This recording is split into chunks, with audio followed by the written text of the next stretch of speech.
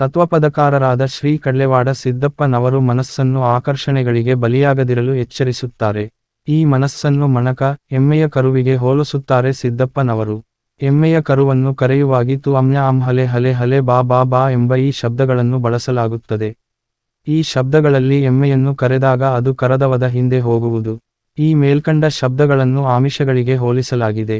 ನಮ್ಮ ಮನಸ್ಸು ಅಷ್ಟೇ ಚಪಲದಿಂದ ಆಸೆಗಳಿಗೆ ಆಕರ್ಷಿತವಾಗುವುದು ಎಂಬ ಸಂದೇಶವನ್ನು ಈ ಸಾಲುಗಳು ತಿಳಿಸುತ್ತವೆ. ಮಣಕ ಎಂಬ ಶಬ್ದದ ಮೂಲಕ ಎಮ್ಮೆಯ ಕರುವನ್ನು ತಮ್ಮ ತತ್ವ ಪದದಲ್ಲಿ ಚಿತ್ರಿಸಿದ್ದಾರೆ ಕಡ್ಲೆವಾಡ ಸಿದ್ದಪ್ಪನವರು.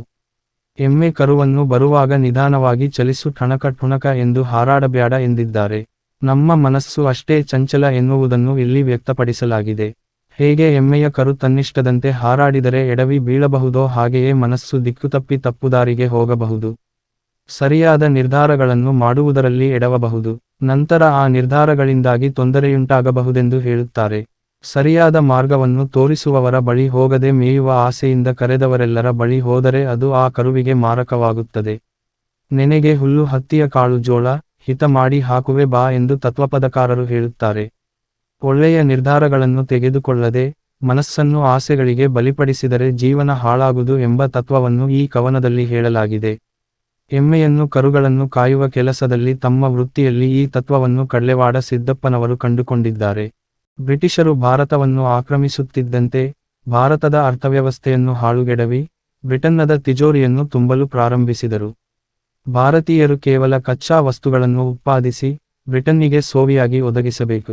ಬ್ರಿಟನ್ನಿನಲ್ಲಿ ಉತ್ಪಾದಿಸಿದ ವಸ್ತುಗಳು ದುಬಾರಿ ದರದಲ್ಲಿ ಭಾರತದಲ್ಲಿ ಮಾರಾಟವಾಗಬೇಕು. ಇಂತಹ ರಕ್ತಶೋಷಣೆಯ ಅರ್ಥನೀತಿಯನ್ನು ಬ್ರಿಟಿಷ್ ಪ್ರಭುತ್ವವು ತಮ್ಮ ವಸಾಹತುಗಳಲ್ಲಿ ಪ್ರಾರಂಭಿಸಿತು. ಗಾಂಧೀಜಿಯವರ ಚರಕ ಚಳವಳಿಯು ಇಂತಹ ಕುಹಕ ನೀತಿಗೆ ಸೆಡ್ಡು ಹೊಡೆದು ನಿಂತಿದ್ದು ನಮ್ಮ ಸ್ವಾತಂತ್ರ್ಯ ಹೋರಾಟದ ಒಂದು ಭಾಗವಾಗಿದೆ. ಈ ರಾಜ್ಯದೊಳಗೆಲ್ಲ ತೇಜ ಕಾಣಿಸುವಂತ ಎಂದು ಹಾಡುವಾಗ ಶರೀಫರು ಬ್ರಿಟಿಷ್ ಪ್ರಭುತ್ವವನ್ನು ಅಣಕಿಸುತ್ತಿದ್ದಾರೆ. ಬ್ರಿಟಿಷ್ ಸರಕಾರವು ಒಂದು ಸೂಜಿಯನ್ನೂ ಸಹ ಬಿಡದೆ ತನ್ನ ನಿರಂಕುಶ ಅಧಿಕಾರವನ್ನು ಭಾರತದಲ್ಲೆಲ್ಲ ಚಲಾಯಿಸಿದೆ ಎನ್ನುವುದು ಒಂದು ಅರ್ಥವಾದರೆ, ಈ ತೇಜ ಅಂದರೆ ಈ ಬಿಸಿ ಯು ಭಾರತೀಯರನ್ನು ತಟ್ಟಿದೆ ಎನ್ನುವುದು ವಿಶೇಷ ಅರ್ಥವಾಗಿದೆ. ಸೂಜಿ ನೋಡಲಿಕ್ಕೆ ಚಿಕ್ಕದು, ಅದರ ನಿರ್ಬಂಧದ ಹಿಂದಿನ ದುರ್ನೀತಿ ಮಹತ್ವದ್ದು. ಸೃಷ್ಟಿಯನ್ನು ಲಯಗೊಳಿಸುವುದು ಹರನ ಕೆಲಸ. ಶಿವನು ಬ್ರಹ್ಮನ ಒಂದು ಕಪಾಲವನ್ನು ತರಿದಾಗ ಆ ಕಪಾಲವು ಅವನ ಹಸ್ತಕ್ಕೆ ಅಂಟಿಕೊಂಡಿತು.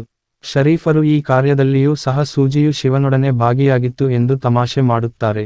ಇಂತಹ ಸೂಜಿಯ ಸಹಾಯದಿಂದಲೇ ಶಿವನು ಮಾಯಾಪ್ರಪಂಚವನ್ನು ಲಯಗೊಳಿಸುತ್ತಾನೆ. ಎಂಥ ಮಹತ್ವದ ಸೂಜಿ ಇದು! ಇದೀಗ ಈ ಸೂಜಿಯು ಮೋಸದಿಂದ ಮಾಯವಾಗಿ ಹೋಗಿದೆ. ಈ ಕೈವಾಡವು ಬ್ರಿಟಿಷರದು ಎಂದು ಬಿಚ್ಚಿ ಹೇಳಬೇಕಾಗಿಲ್ಲ. ಸೂಜಿಯನ್ನು ನಿರ್ಮಿಸುತ್ತಿದ್ದ ವಿಧಾನವೇನು? ಉಕ್ಕನ್ನು ಕಾಯಿಸಿ ಹದವಾಗಿ ತಂಪುಗೊಳಿಸಿ ಸೂಜಿಯನ್ನು ನಿರ್ಮಿಸಬೇಕಾಗುತ್ತದೆ. ಈ ರೀತಿಯಾಗಿ ತಯಾರಾದ ಸೂಜಿಯನ್ನು ಉಪಯೋಗಿಸುವವನು ಬಟ್ಟೆ ಹೊಲಿಯುವ ಸಿಂಪಿಗನು. ಈ ಎಲ್ಲ ಕೆಲಸಗಳು ನಿರಾಳವಾಗಿ ಸಾಗುತ್ತಿದ್ದಾಗ ಈ ಸೂಜಿಯು ಕಂಪನಿ ಸರಕಾರದ ವಶವಾಗಿರುವುದು ದುರದೃಷ್ಟಕರ. ಬಯಲಾಗಿ ಹೋಗುವುದು ಎಂದರೆ ಮಾಯವಾಗುವುದು. ಲೌಕಿಕವಾಗಿ ಭಾರತೀಯರ ಕೈಯಿಂದ ಈ ಸೂಜಿ ಮಾಯವಾಗಿ ಬ್ರಿಟಿಷರ ಕೈವಶವಾಯಿತು. ಆದರೆ ಪಾರಲೌಕಿಕವಾಗಿ ಈ ಸೂಜಿ ನಮ್ಮಲ್ಲಿಯೇ ಇದೆ.